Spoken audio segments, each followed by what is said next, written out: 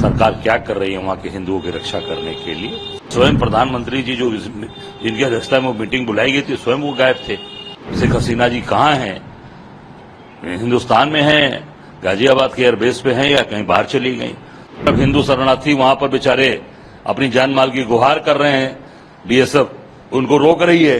अरे उनको अगर वो दिक्कत परेशानी है तो उनको शरण दीजिए।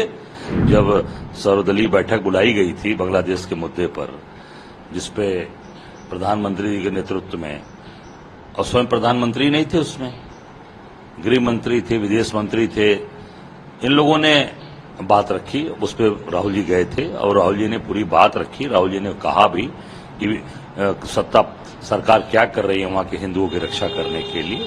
और स्वयं प्रधानमंत्री जी जो जिनकी अध्यक्षता में वो मीटिंग बुलाई गई थी, स्वयं वो गायब थे।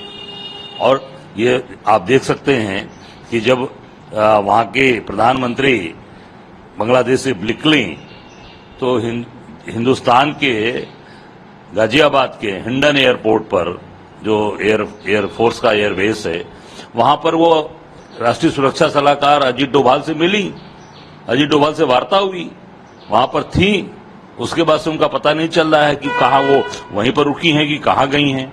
मैं समझता हूं कि इसके बारे में इनको स्पष्ट करना चाहिए भारत के प्रधानमंत्री को कि शेख हसीना जी कहाँ हैं?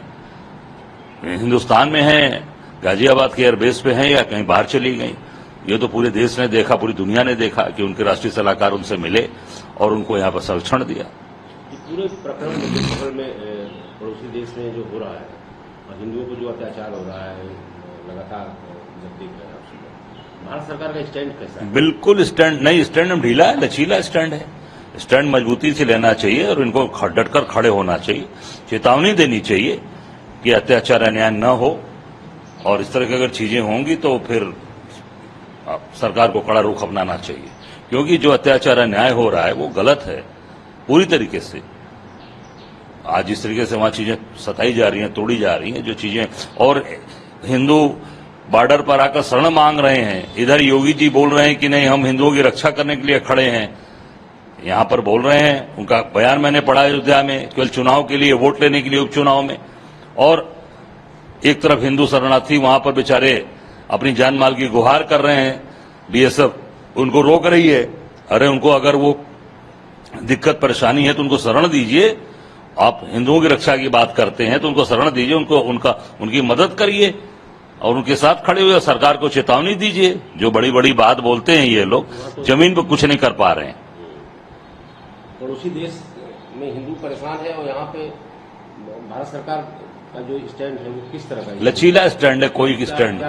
भाई बिल्कुल इनको वहां मजबूती से चेतावनी देनी चाहिए वहां की सरकार को कि अगर नहीं रुकेगा तो हम इस पे फिर कड़ा रुख अख्तियार करेंगे और निश्चित तौर से उस पर आगे की कार्रवाई सबसे बात करके आगे निर्णय लेना चाहिए कि इस पे क्या करना है। क्योंकि इस तरह का अत्याचार अन्याय तत्काल बंद करे, तत्काल बंद होना चाहिए। चीजें खराब हो रही हैं और इस पे केंद्र सरकार को, मोदी जी को, जो बड़ी बड़ी बात बोलने वाले ये लोग हैं, केवल हिंदुत्व की बात करने वाले, स्टैंड नहीं ले रहे हैं। स्टैंड लेना चाहिए और डटकर खड़ा होना चाहिए और वहां हिंदू समाज की रक्षा करने के लिए इनको आगे आना चाहिए। कुछ लोग कह रहे हैं कि भारत में भी बांग्लादेश की स्थिति आ सकती है। देखिए, वो स्थिति परिस्थिति जब आएगी तब देखा जाएगा। वर्तमान की जो स्थिति है, जहां पे आपके लोग सताए जा रहे हैं, जहां परेशान किए जा रहे हैं, केवल झूठी बात ना बोलकर उनकी मदद करिए, उनके शरणार्थियों को शरण दीजिए, उनकी रक्षा करिए, उनके साथ पूरी मुस्तैदी और डटकर खड़े रहिए।